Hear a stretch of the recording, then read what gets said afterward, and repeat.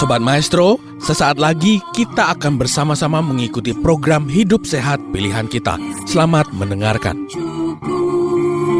Membuat wajah berseri, diet yang seimbang, tubuh terlihat indah, udara yang bersih, jadikan hidup semangat, pengendalian diri, itu pemenang sejati. Hidup sehat, anugerah Tuhan. Hidup sehat, sangat berharga. 10 hukum kesehatan. Kita akan membahas sedikit mengenai jantung. Seperti judulnya yang telah tadi disinggung, deg-degan. Kenapa ya? Kan setiap orang pasti pernah lah deg-degan. Mungkin kalau waktu kita misalnya remaja, kalau ketemu sama orang yang kita suka, deg-degan. Ngobrol atau deket-deket, deg-degan. Nah, tapi kalau misalnya sewaktu-waktu, dak-dik-duk atau deg-deg-deg, tapi nggak ada sebabnya, nggak jelas, kemudian rasanya nggak enak atau situasinya tidak nyaman, otomatis akan membuat kita panik biasanya. Panik, ada apa ya yang salah dengan jantung saya? Mungkin seperti itu. Jadi pada hari ini kita akan berbincang-bincang sedikit mengenai aritmia atau kelainan irama jantung. Di mana aritmia atau kelainan irama jantung ini seringkali menimbulkan keluhan yang mencemaskan untuk orang-orang yang merasakannya. Jadi pada saat kita merasa dak-dik-duk atau deg-deg-deg, mungkin dideskripsikan dengan begitu banyak variasinya, dari orang demi orang, maka yang jadi serangan panik, atau jangan-jangan lebih bahaya lagi serangan jantung, kalau misalnya Anda misalnya usia tua atau di atas 50, apalagi ada keturunan, misalnya keluarga ada yang pernah sakit jantung, wah jangan-jangan nih saya serangan jantung. Terus gimana, harus ke rumah sakit cepet-cepet? Atau apa nih yang harus kita lakukan? Mungkin itu semua pernah jadi pertanyaan bagi orang-orang yang pernah mengalami berdebar atau deg-degan tanpa penyebab yang jelas. Oleh karena itu, saya izinkan saya untuk menerangkan sedikit mengenai irama jantung, proses fisiologis atau proses normalnya itu seperti apa, sehingga kita bisa mengenal atau kenal lebih dekat dengan proses aritmia atau kelainan irama jantung. Jadi jantung kita itu minggu lalu mungkin sudah saya bahas, terdiri dari otot yang diperdarahi oleh pembuluh koroner. Nah, untuk sistem listrik, ternyata jantung ini memiliki sistem listrik sendiri. Seperti kalau kita ibaratkan ada penghasil listrik atau mungkin pembangkit listriknya, kemudian ada gardu listrik atau saluran listriknya yang menyalurkan listrik ke semua rumah. Kemudian di rumah nanti dia akan diatur dayanya, diperlambat supaya tidak ada konslet, baru disebarkan ke seluruh rumah supaya lampu menyala. Kurang lebih seperti itu juga yang terjadi di otot jantung kita. Jadi kalau kita lihat video ilustrasi ini, pertama nodus listrik, impuls listrik di jantung itu berasal dari satu nodus yang dinamakan sinoatrial node atau nodus sinoatrial. Dari sini dia akan melewati jaras-jaras listrik atau jalannya, kemudian nyampe di rumah kedua, nodus AV. Di nodus AV ini dia harusnya dilambatkan sedikit, ditunda sedikit, supaya atrium atau serambi yang lebih atas itu berkontraksi lebih dulu dibandingkan yang bawah.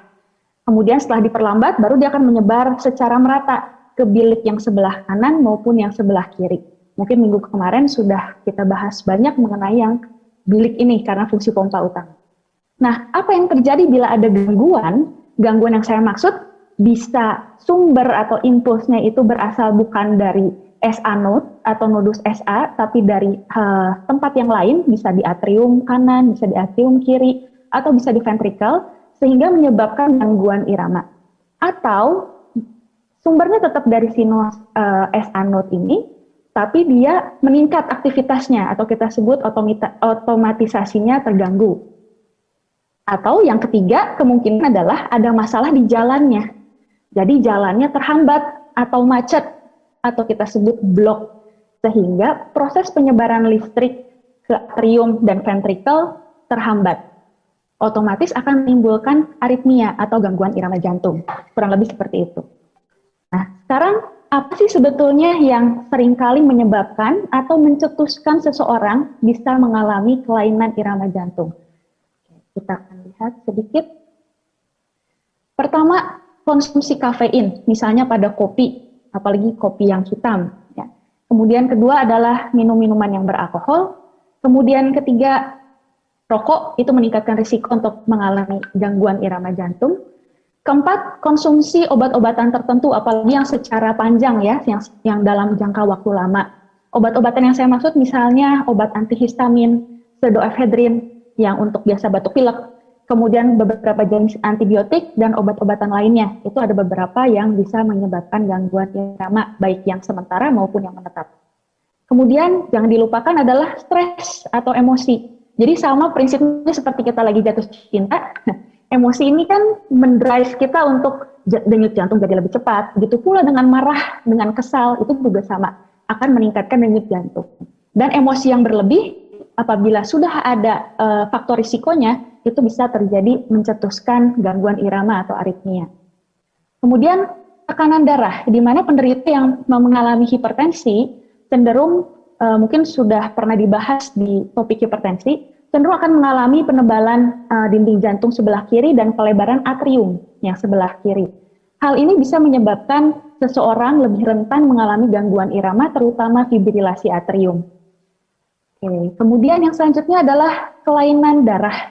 Kelainan darah yang saya maksud adalah kelainan yang reversibel, seperti kelainan elektrolit, natrium, kalium, kalsium, magnesium. Itu biasanya bisa terjadi imbalans paling sering pada orang-orang yang muntah, mual muntah, kemudian diare, itu seringkali imbalans. Ada yang dehidrasi. Kemudian kegangguan metabolisme lainnya seperti pada penderita gagal ginjal, bila ureum kreatinnya sedang tinggi, itu juga bisa mencetuskan gangguan irama. Kemudian ada apabila bapak atau ibu memiliki gangguan jantung, baik tadi sudah saya sebutkan penyakit jantung hipertensi, atau kencing manis yang menyebabkan gagal jantung, atau penyakit jantung koroner, atau kelainan-kelainan katup seperti prolaps katup mitral, kemudian penyakit jantung rematik, itu akan lebih berisiko mengalami gangguan irama jantung. Yang selanjutnya adalah kelainan metabolisme, terutama kelainan tiroid.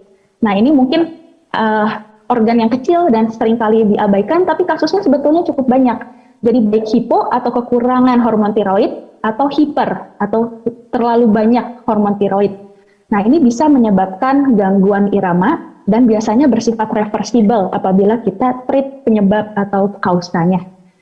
Kemudian yang tidak bisa kita hindari adalah aging atau faktor penuaan, di mana semakin tinggi atau semakin tua usia seseorang, maka akan semakin rentan orang tersebut mengalami gangguan irama jantung, terutama fibrilasi atrium.